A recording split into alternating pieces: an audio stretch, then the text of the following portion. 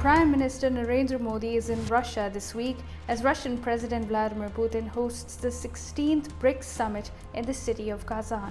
Now, this is a major confluence of nations, and the entire world is watching with bated breath given its expanding geopolitical footprint, its comparisons with the G7, and obviously its three giants, Russia, India, and China.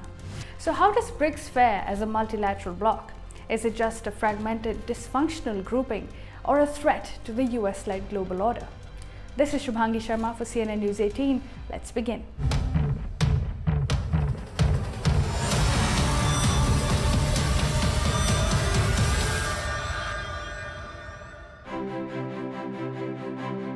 For starters, the BRICS has 9 member countries, and this is the first summit since its expansion this year. The UAE, Egypt, Ethiopia, and Iran are its newest members, other than South Africa and its founding members Russia, India, China, and Brazil. Hosted by Russia and with several heads of states attending, including India's Prime Minister Modi, this marks a major comeback for Putin on the world stage since the Ukraine war. Now, for a quick background.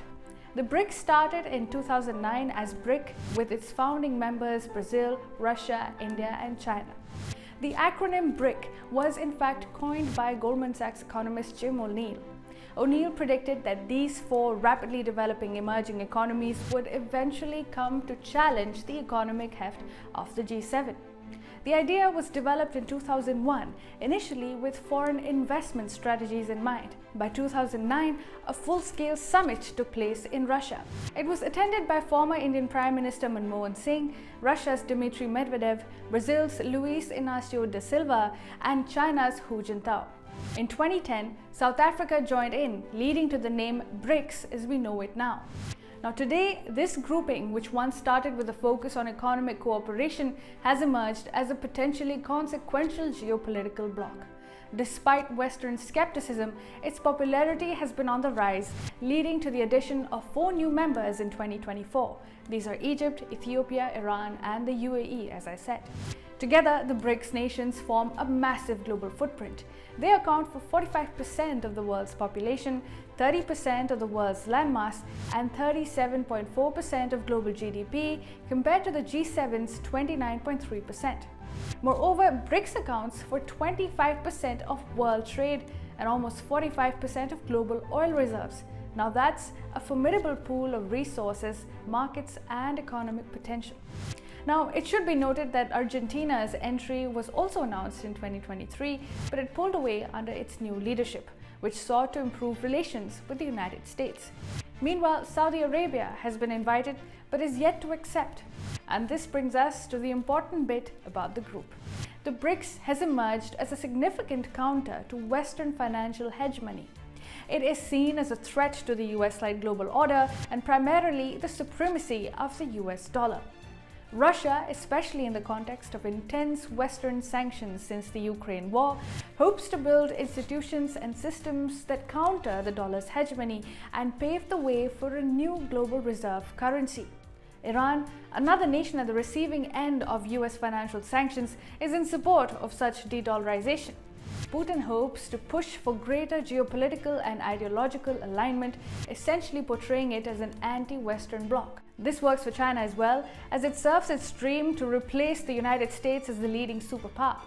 Now, one of Russia's biggest goals is to push for a common BRICS currency, but Putin recently said that the time for it has not come yet. Currently, most members of the group are more interested in the use of each other's currencies as well as digital currencies for mutual trade. Putin has also proposed the creation of a BRICS rating agency to push mutual investments and an alternative to the SWIFT payment system, which countries like Russia and Iran have been shunned out of by the dominant West. Now, it is also important to remember that while the BRICS may seem to be an inherently anti-Western bloc because of the presence of Russia, China, and Iran, it is also fragmented in terms of viewpoints, from economic cooperation to ideological. While Russia, China, and Iran may be more closely aligned on anti-Western rhetoric, players like India, the UAE, and Egypt have functioning relationships with both sides with extensive trade relations. In the context of our nation, the BRICS serves India's strategic autonomy well. As per the words of External Affairs Minister S. Jaishankar, the BRICS is non-Western, not anti-Western. India also plays a considerable balancing role in the lopsided group owing to the outright dominance of China in terms of economic heft. Now, skeptics assert that the BRICS is doomed to be dysfunctional owing to its wide-ranging views and lack of consensus.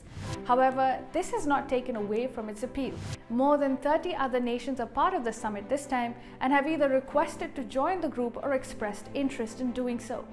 This is because the BRICS has become an undeniable reality, especially with the decline of American hegemony and the rise of China. The presence of India further enhances the appeal given the example it has set for the global south. Most nations wish to hedge against the West by being in the BRICS, balancing relations with both sides and keeping their options open. Further appeal comes from the hunt for counters to Western sanctions and alternatives to West-dominated financial institutions. BRICS' new development bank, or the NDB, is emerging as a significant partner for developing nations. As of latest available data, the NDB has approved $32.8 billion in financing for 96 projects in BRICS countries. The BRICS is therefore here to stay.